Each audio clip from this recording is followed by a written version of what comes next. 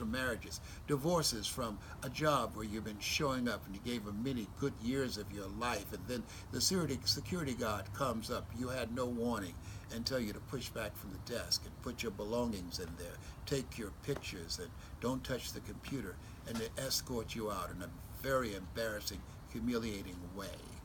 There are all types of divorces in life, and we all have experienced them in various kinds of ways. Here's the next thing.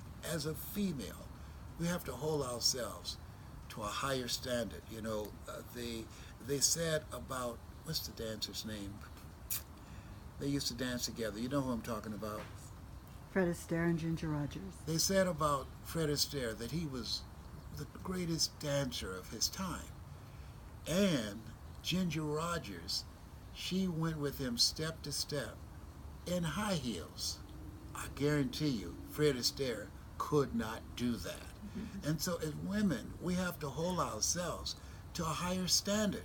We do the same work that men do, and they pay us 70 cents less on each particular job.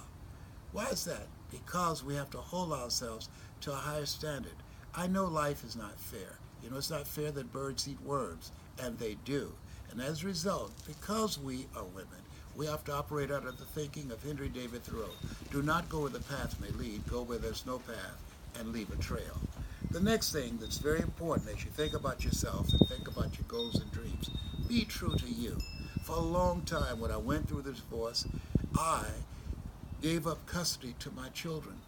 I lost a battle that I didn't even fight in. I had no idea what was on the line. My husband said something to me.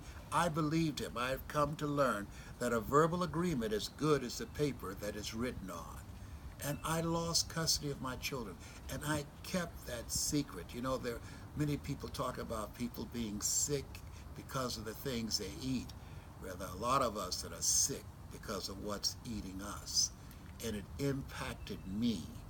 I developed an illness because of what was eating me. And that brings me to the next step. Let go or be dragged. You must have a deep down resolve that you're going to make it. You must decide to have a higher standard for how you live your life and how you show up professionally. And you must be true to yourself.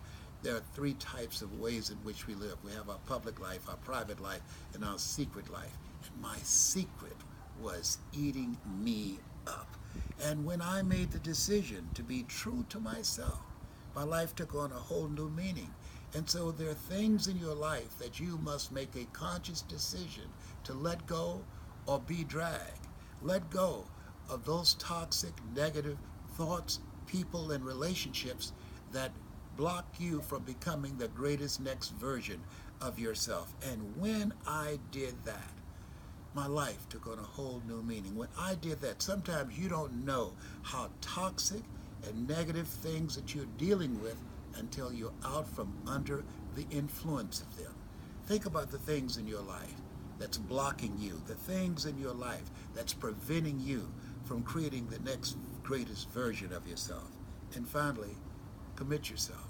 Commit yourself to doing something that gives your life a sense of meaning and purpose. I committed myself to writing a book. And part of it's about me, and just part of it's about things I've seen, observed, and things that came out of imagination. The title of it, and now you're going to love this, Sex Happens. You think? Yes.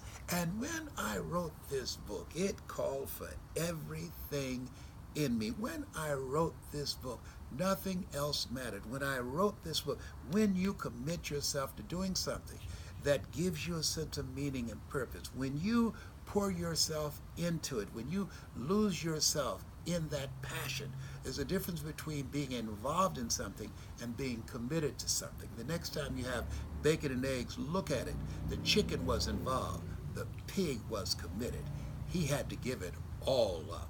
And when you find something that you can commit yourself to doing, you can create a masterpiece. Yes. It's been said, letting those things go in the past. Begin to be present in your life and create a future that you can be passionate about. I say to you, when you make a resolve, I'm going to make it no matter what. when you hold yourself to higher standards, when you begin to be true to yourself, to thine own self be true. Shakespeare was right. The fault, dear Brutus, is not in our stars, but in ourselves that we are underlings. When you release the imprisoned splendor by being true to yourself, as Elizabeth Browning spoke about, as you let go or be dragged, let go and let God. Trust me on this.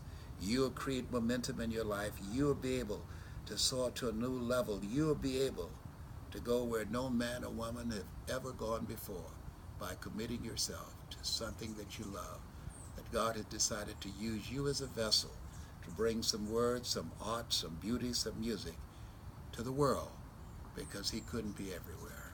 You have something special. You have greatness in you. That's my story, and I'm sticking to it. I think that